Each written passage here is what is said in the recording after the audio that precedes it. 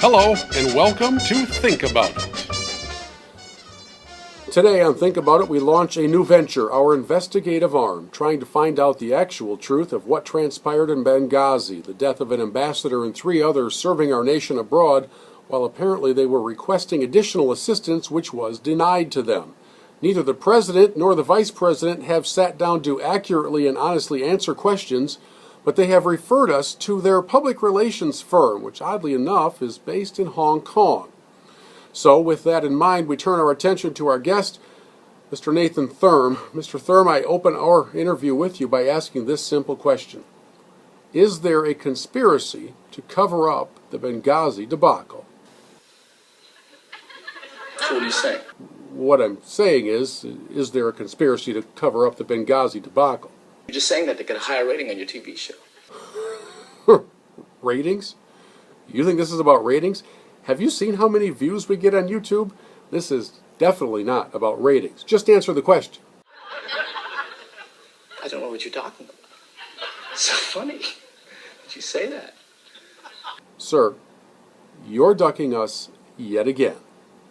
What's wrong with that? Is there something wrong with that? Why is that suddenly wrong to do? I don't understand that. Why are you pointing the finger at other people all the time? Why don't you point the finger at yourself? Do a little more reading, maybe. Less time in court, maybe. That would be effective for you. You know, Mr. Thurman, it really just seems like across the board, you guys are being pretty defensive, don't you think? I'm not being defensive. You're the one who's being defensive. Why is it always the other person who's being defensive? Have you ever asked yourself that? Why don't you ask yourself that? I've noticed that most every time I ask a question, you seem really intent on simply changing the subject. Why is that? Is it me? It's him, right? I know I'm changing the subject. Because this is boring. This is a boring piece you're doing. Your own crew is bored.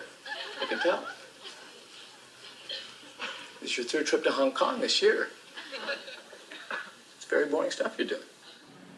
To me, the most troubling part of this entire scenario is that I just conducted a more thorough journalistic investigation than ABC, NBC, CBS, CNN, and MSNBC combined on this story. How shameful is that? Ask yourself a question.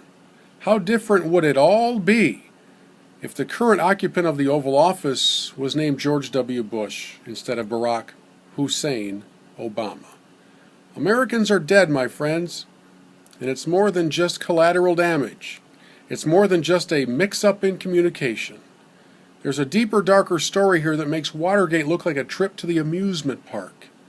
Does anybody really care? I sure hope so.